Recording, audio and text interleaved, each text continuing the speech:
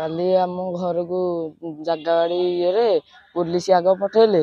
ତାପରେ ବାପାଙ୍କୁ ଫୋନ କରି କହୁଛୁ ଟୁନିଆ ନାୟକ ଆସିକି ଆମ ଘରୁ ବାପାଙ୍କୁ ଆଉ ସମସ୍ତଙ୍କୁ ଭିଡ଼ିକି ନେଇକି ବାଡ଼େଇଲା। ତା ସ୍ତ୍ରୀ ଆସିକି ବାଡ଼େଇଲା, ତା ପୁଅ ଆସିକି ବାଡ଼େଇଲା। ଆଉ ତାପରେ ଖଣ୍ଡା ତରବାରି ଧରିକି ଆଇଲେ। ମୋ ଦେଇ ଗୋଟେ ଗଲା ଛଡ଼େଇବାକୁ ଯେ ମୋ ଦେଇକି ବାଡ଼େଇଛନ୍ତି, ତା ମୁଣ୍ଡ ଫାଟି ଯାଇଛି। ବାପାଙ୍କର ଏଇ ମୁଣ୍ଡ ଫାଟି ଯାଇଛି। ଆଉ ବୋଉର ପଛପଟ ଅଣ୍ଟା ଭାଙ୍ଗିଛି। ବାଙ୍କର ଇଏ ଗୋଡ଼ ଭାଙ୍ଗି ଯାଇଛି। ଆଉ ମାଆର ମୁହଁ ଫାଟି ଯାଇଛି। ଆଉ ମତେ ଏଇଠି ଦେଖ ବାଡ଼େଇଛନ୍ତି। ବଡ଼ ଥାନା ଆଇଆସି ଆଇଲାଠୁ ବଡ଼ ବାବୁ ସେ ବାପାଙ୍କୁ ଚୋଦା କରିକି ବସେଇଲେ। ତାପରେ ମତେ 1:30 ରାତିକି ଛାଡ଼ିଲେ ଏକା।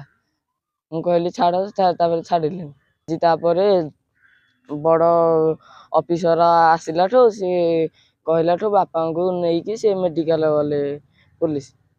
ଗଣ୍ଡଗୋଳ ମାନେ ତାଙ୍କ ଜମିବାଡ଼ି ସବୁ ଗଣ୍ଡଗୋଳ ହେଇଥିଲା।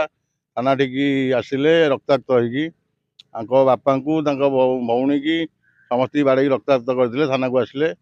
ଥାନାକୁ ଆସିଲା ପରେ ଆଇଆଇସି ସାର୍ ତାଙ୍କୁ ମେଡ଼ିକାଲ ଯିବାକୁ ବି ସେ ଆଉ ଛାଡ଼ିଦେଲେନି। ଆଉ ଦୁଇ ପକ୍ଷ ଯାକୁ ରଖିଲେ। ଆଗର ରକ୍ତାକ୍ତ ହେଇକି ମଧ୍ୟ ତାଙ୍କୁ ଜବରଦସ୍ତ ଥାନାରେ ଅଟକ ରଖିଲେ।